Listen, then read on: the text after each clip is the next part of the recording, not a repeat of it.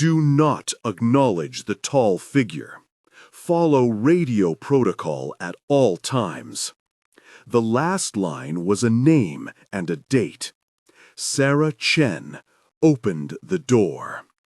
The implication followed like a shadow. James watched me study the words as if they were coordinates he had once been asked to follow. "That's not superstition," he said. "That's history. We don't give the things anything to hold on to." He told me a little about Sarah and Marcus in the cab of his pickup. Not like someone telling a ghost story, but reporting on weather. Sarah had been found at the bottom of Miller's Ravine in late fall, her pack empty, a trail of torn fabric, and a trail that suggested something had moved her. The official report had a sterile paragraph about terrain. James's version was quieter. She opened the door to help, and the rest is the part we don't retell at potlucks. Marcus Webb had once seen something he shouldn't have. They found him wandering near Miller Creek months after his stint, speaking to the trees and unable to answer the dispatcher's questions coherently. No one blamed Marcus. "The work will do that to some men," James said. "It's not the tower. It's what people bring with them." The rules became an object in my pocket. They were stiff from creases and bore small stains where rain had once hit the page. At sunset the first night, I slipped the deadbolt into place and felt the metal resist like a swim of iron in the dark. The door latched with a small private noise that became ritual, the lock clicking into my memory. The first week settled into the pattern James described. Radio checks at 0700, weekly supply runs coordinated through dispatch, James's Thursday visits. The digital weather readout gave me temperature, wind speed, barometric pressure. I kept the Bushnells polished, learned the angle to get the best range without shaking too much, filed reports with crisp times. There was an odd dignity in making a schedule and keeping it. The job was exact. It required that I breathe between intervals, count the breaths, note the wind's change in the pines like a clock. At first, the work was medicine. Spotting a small patch of smoke and calling it in felt like writing something in my chest. A helicopter came, a crew lowered, and the burn was contained. When the call came through my radio, flat, clinical dispatch voice, my hands did not shake. I could write the time in the logbook and check fire contained. The satisfaction of competence was clean and uncomplicated. The forest had its own language. Insects sounded like static beneath the canopy. Starlight leaned across the glass at night and painted the desk in long, cold lines. The metal frame groaned with the wind, and I grew familiar with its vocabulary. The particular pitch a loose bolt made, the hollow clink of the spiral stairs at different times of day, the way the rain sounded on the corrugated roof like 1,000 fingers. At 9 p.m. on clear nights, I would lock the door and stand with my back to the metal, listening for the world beyond the pines. Night 1, I heard footsteps on the stairs. They were not random. They came with purpose, measured and patient, like someone who had climbed them before and knew each step's complaint. I pressed my palm flat against the cold steel of the window frame, until the thought of pressing something through the metal was foolish. That reflex, to open, to help, to answer a voice that called your name. I reminded myself of the rule: remain silent if you hear footsteps, no acknowledgement. The stairs are external, a spiral cage of metal around the tower's trunk. Someone could be there, I told myself.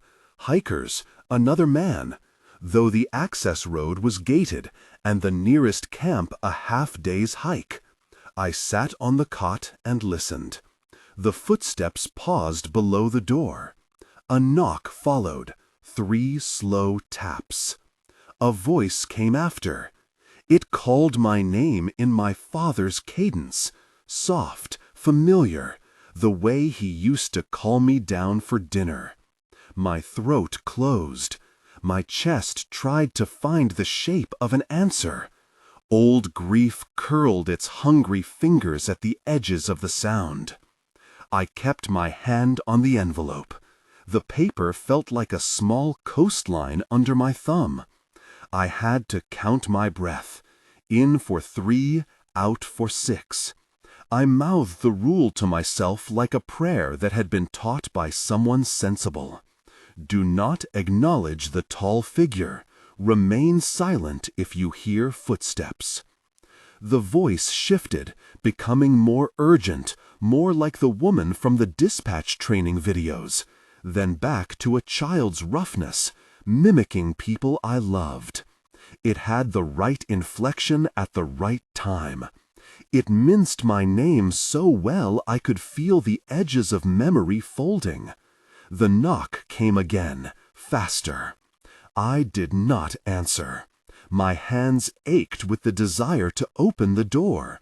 My fingers hovered on the handle. I wanted to know. I wanted closure, or at least the illusion of it. Opening would have been immediate relief in the way that relief can destroy you. I kept the lock engaged, the metal between me and the voice, and counted until the voice thinned and the knocking slowed. In the morning, there were scratches along the stair railings, deep gouges that had not been there the day before, and a smear like something had dragged along the metal. The logbook's margins filled with James's shorthand, a line about checking the lower rail, a note to report to facilities, and a small check mark where he had circled "Follow the rules." He didn't raise his voice when he came Thursday. He sat at the desk and drank his coffee from a thermos, as if we had not both stood on the edge of something. "First night," he said. He watched me as if measuring whether I had followed the instructions, only half because he wanted to know if I'd last the week. "You did the right thing." I wanted to open it, I admitted, because confession felt like a thing he might accept. "So did Sarah," James said. He tapped the small envelope sitting between us. I measured time by the way the metal cooled after sundown and by the cadence of the radio checks. The forest kept secrets tightly pressed to its ribs. There were markers of human presence I did not always understand. A carved notch on a pine, a small cairn that seemed as old as the lichen.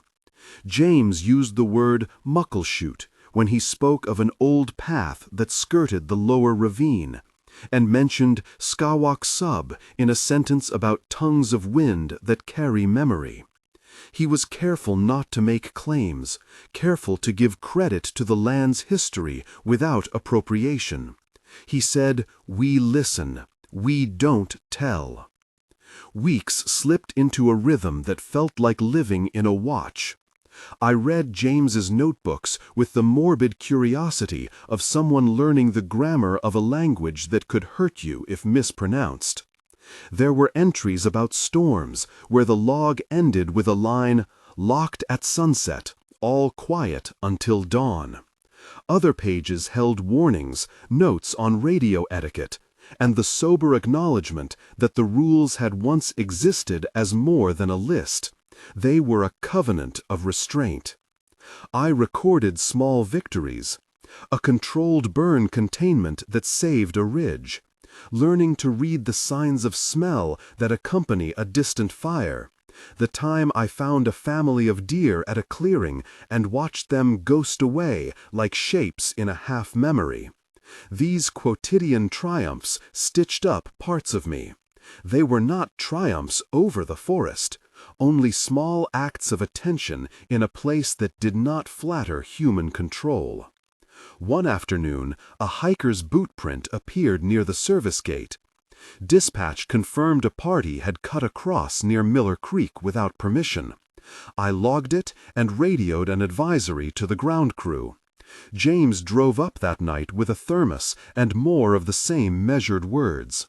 He had a small flashlight that he did not use during storms. He kept it for the occasional maintenance check when the weather was clear. He laughed once, low and private, and told me a story about his own first year, how the sounds had grown into a chorus and how he had nearly gone to the door. "You think you can out-logic it," he said. "You think you can out-explain your grief. It doesn't care for your curriculum." He tapped the folded rules. "You make this into routine, so when the tests come, you don't mistake a trick for mercy." The forest's tests were patient. They learned the gaps. Sometimes they struck where I was weakest, an hour when my chest tightened and grief found a route through in the shape of a name. They used voice and shadow and the subtle rearrangement of the familiar, until I felt like a cutlery drawer whose pieces had been shuffled overnight. A neighbor's tower's log mentioned a figure seen at the tree line that matched the height of the tallest man in town, and James folded the report into a margin note: "Tall figures avoid light." I began to ritualize the acts of safety. At dusk, I made the knot on the bolt the same way each night. It called in the pattern of an old guilt. The voice said, "Open up, we need you." The sound was patient. It knew my breaks. I felt my fingers find the folded rules in the dark, as if by reflex. The rule lived under my pillow like a small, weighted talisman. I thought of Sarah standing at the door and Marcus walking away. Images that could have been history or a rumor lodged behind my eyes. I did not answer. The night went on, long and elastic. The heavy steps moved away, as if the thing had spent its curiosity and found no purchase.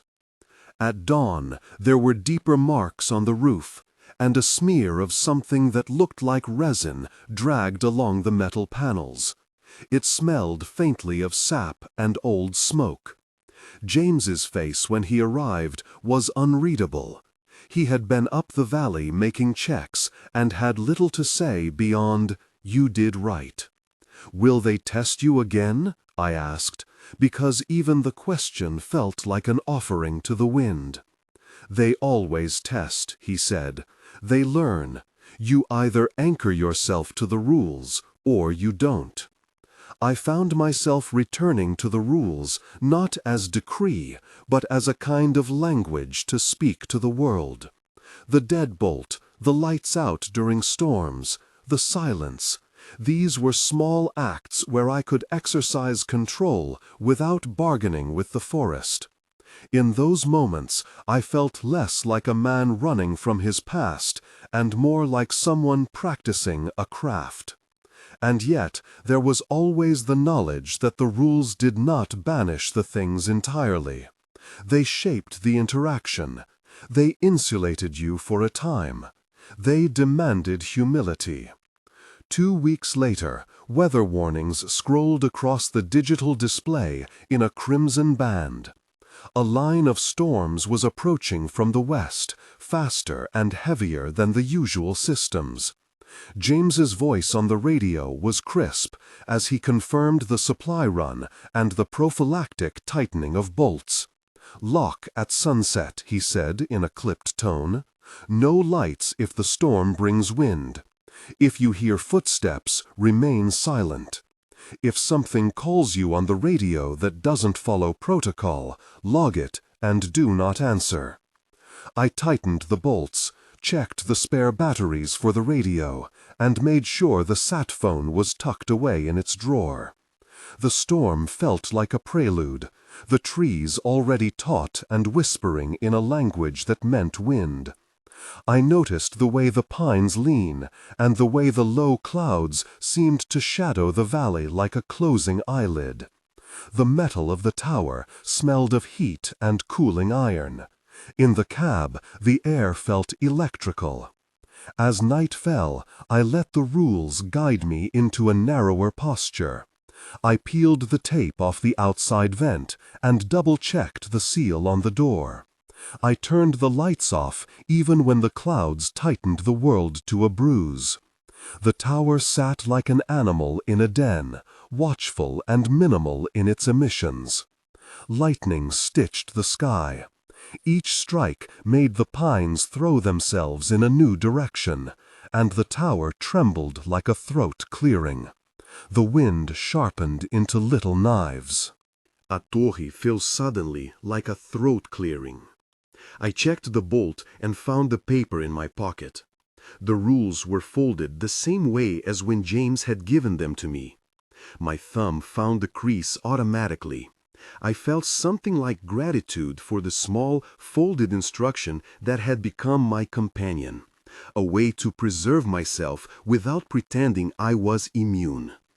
The first distant roll of thunder came like a remonstration from the mountains.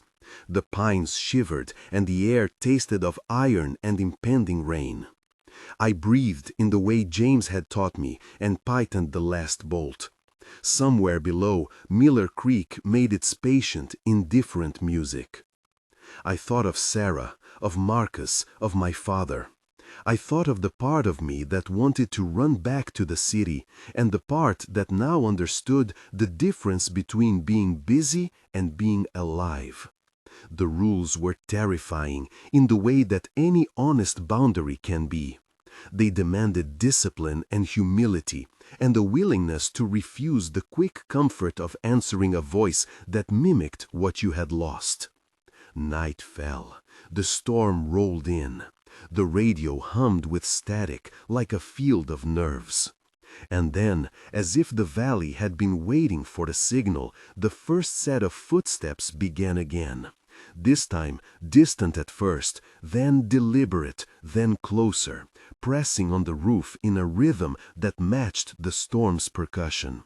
The tall figure was not satisfied with a single test. I slid the deadbolt across and felt the metal bite. I unclipped the bushnells and placed them at my chest like a shield. I whispered the rules aloud, letting them be a benediction this time. Lock at sunset. No lights during storms. Remain silent if you hear footsteps. Do not acknowledge the tall figure. The wind pushed against the tower. Somewhere beyond the pines, something waited. I braced myself, knowing the pattern now, not as a superstition, but as a protocol that honored both the living and the mysteries they did not own. I had chosen to stay. The choice did not promise safety, only an apprenticeship in restraint. The forest had not been conquered. I had been invited to learn its grammar. I closed my eyes, listened to the roof, and counted my breaths until the sound of the footsteps and the storm braided into one unending, shapeable thing. Then I did the only thing left. I kept the rules. I kept the lock. I held my silence and watched the dark bend around it. The wind lifted, and with it a sound that could have been a laugh or a sorrow, or simply the forest speaking in a voice older than any of us. I opened my eyes and watched the glass rim with the careful attention of someone who had found a way to live with less certainty and a little more steadiness. The storm had not yet spent its full hunger. The night felt like an arranged question posed to me anew. I gripped the binoculars until the leather warmed beneath my palms and prepared to keep watch. The storm uncoiled and returned to the long rolling business of itself. Wind came in fits, Then a steady shove, and the footsteps on the roof altered with it, staccato when the gust took breath, then long and patient when the world settled into a low, pressing rain. I kept my mouth shut, kept the binoculars loose in my hands so they did not betray the tremor in my fingers. I read the night the way I had learned to read the ledger, small marks that added up to a pattern. Lightning slit the pines in dry, white lines.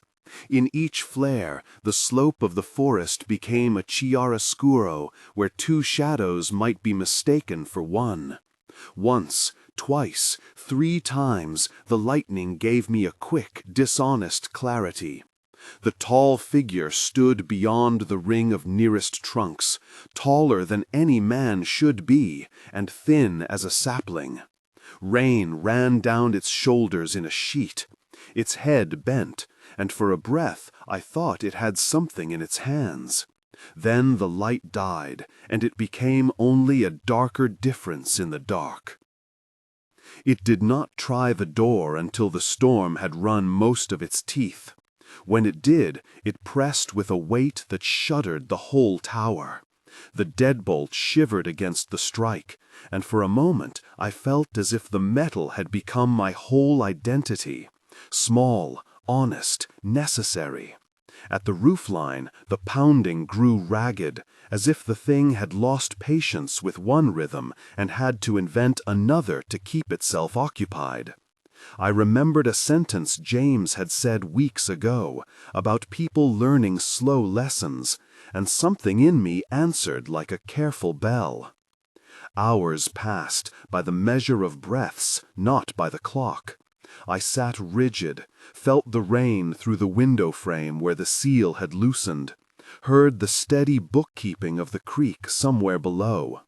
Sometimes the footsteps retired into the trees, and the rain filled the space so that it felt almost like leaving. Then, after a period of patient absence, another set of steps crept back to the roof and began again, quieter, testing the timber of silence I had promised myself.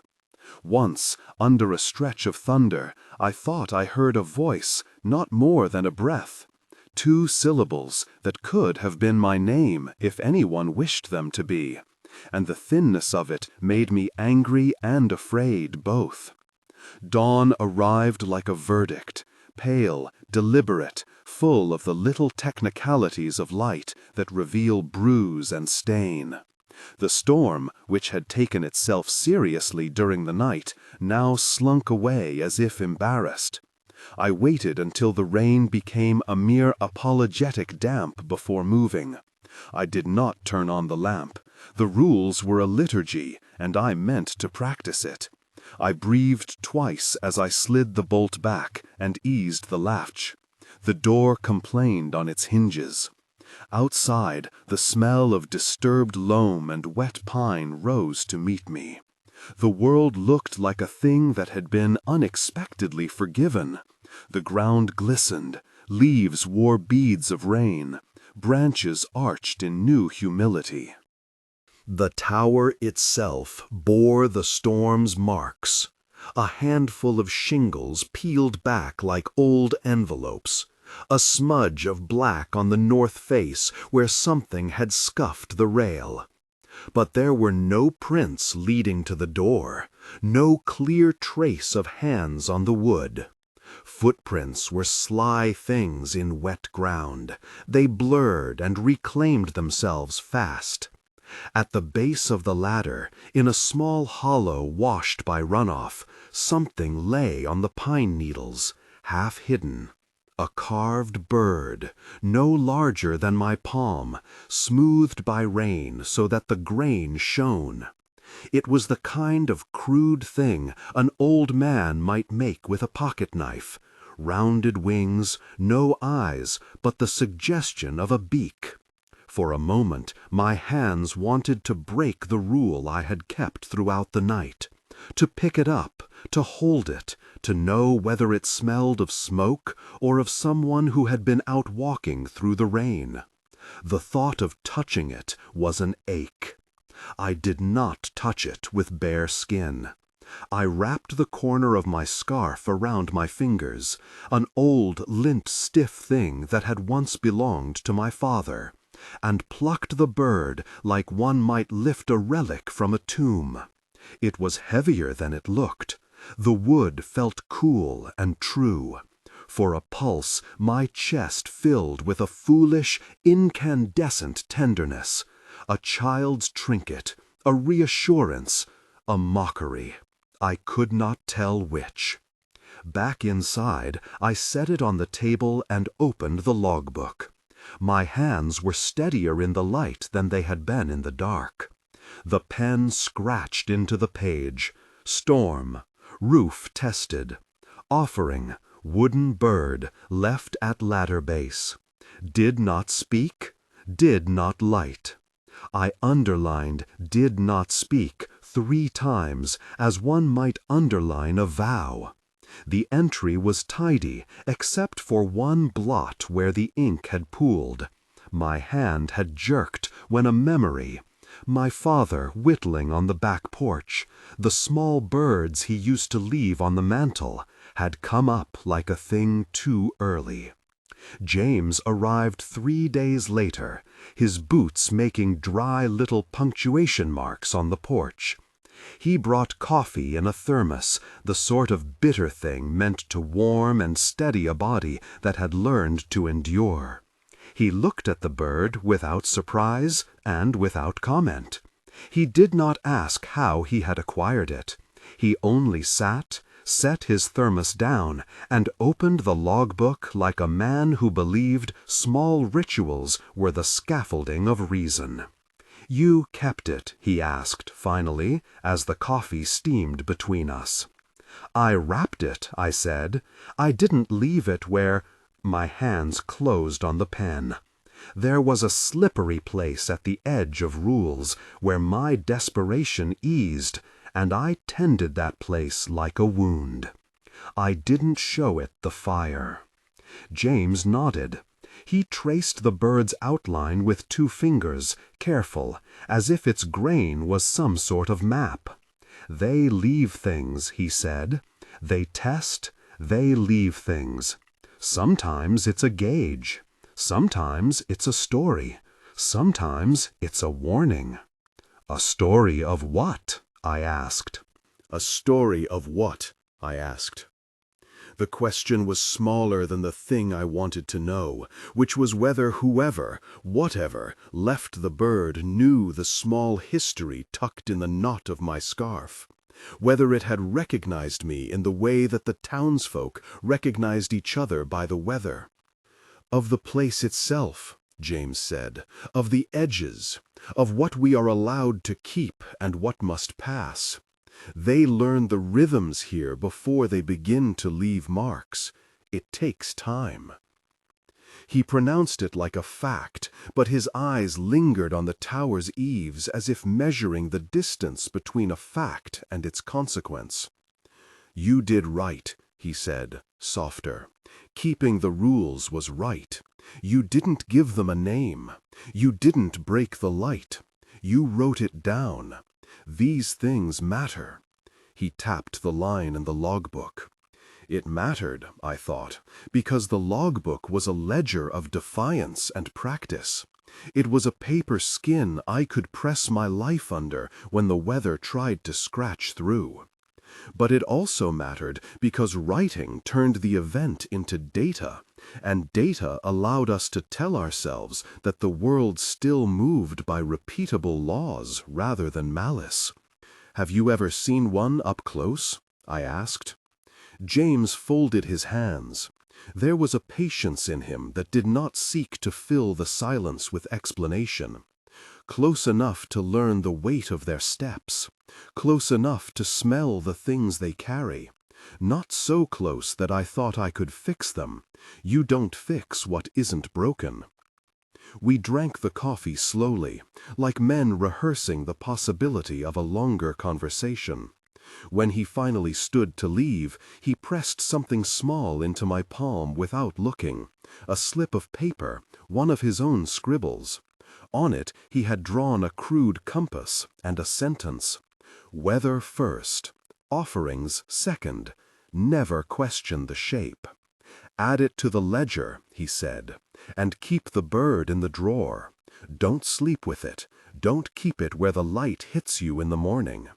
And if I want to know who left it, the question came out meaner and more childish than my intentions. I felt the worth of it like a coin that might buy a single stolen answer. "Then you tell me the story you think it tells, and we'll see if it matches the next offering."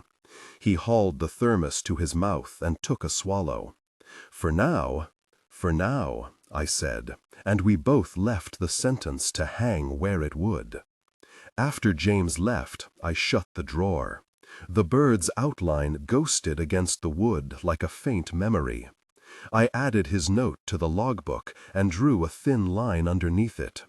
The book, when read in the manner of other things, had become a map.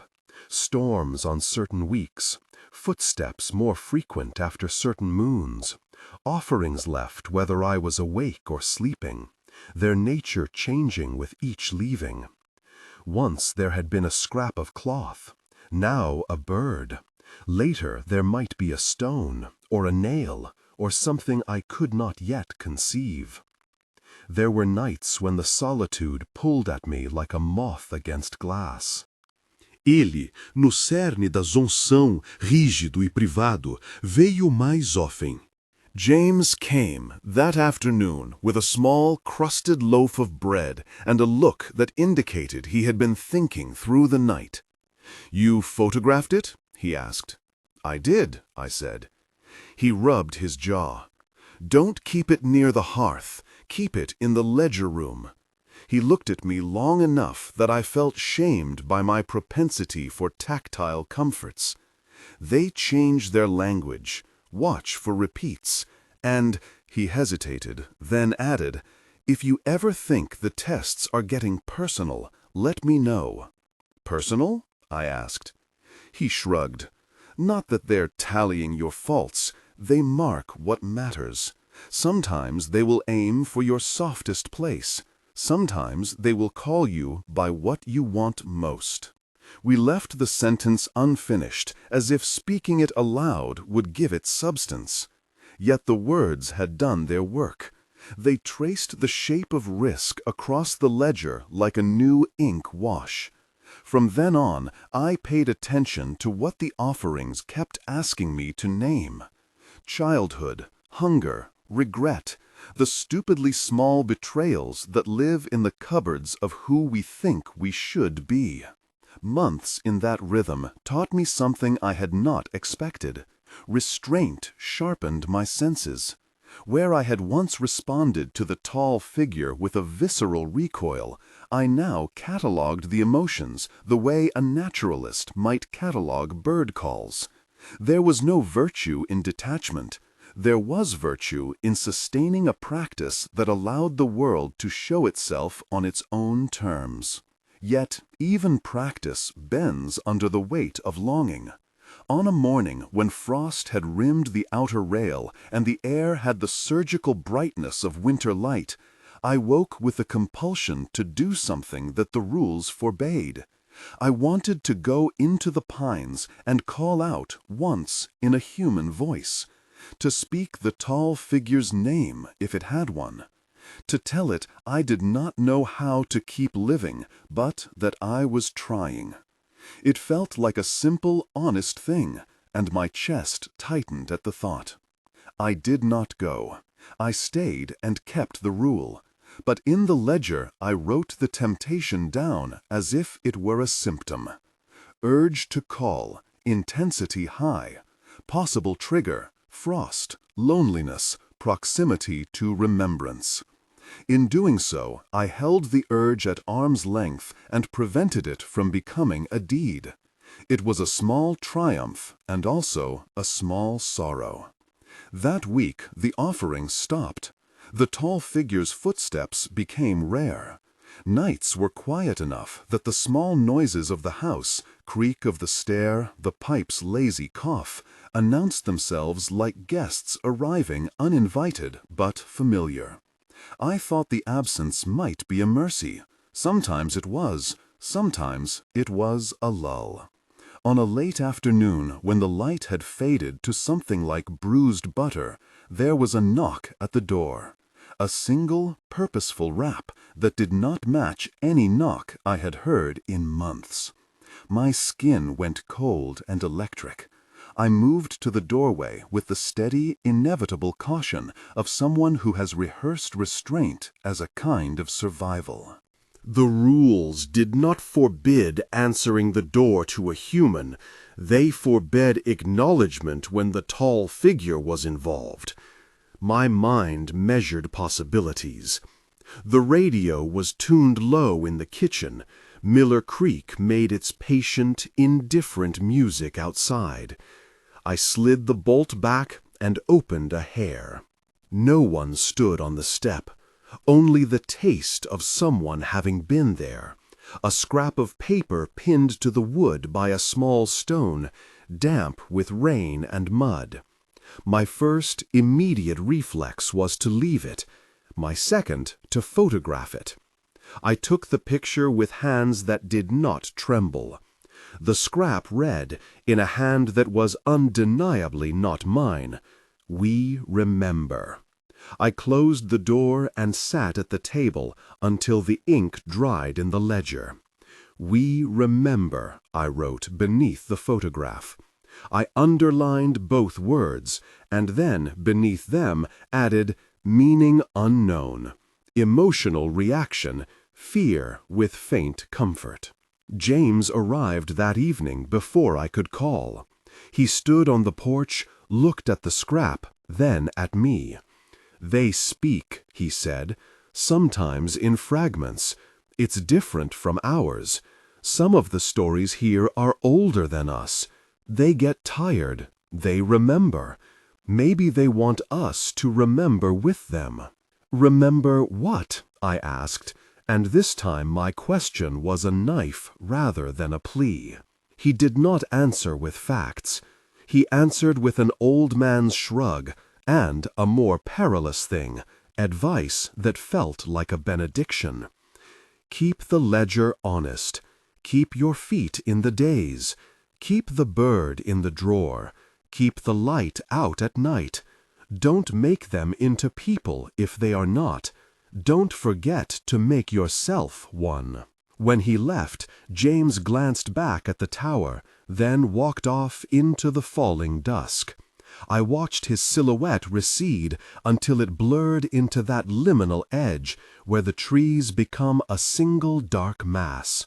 I sat with the scrap of paper still warm in my hands and felt as if a new chapter had begun, one that did not promise answers, but did promise demands. The demands would take shape slowly, as most true things do. They would ask for patience, for further entries, for the discipline to refuse easy consolation.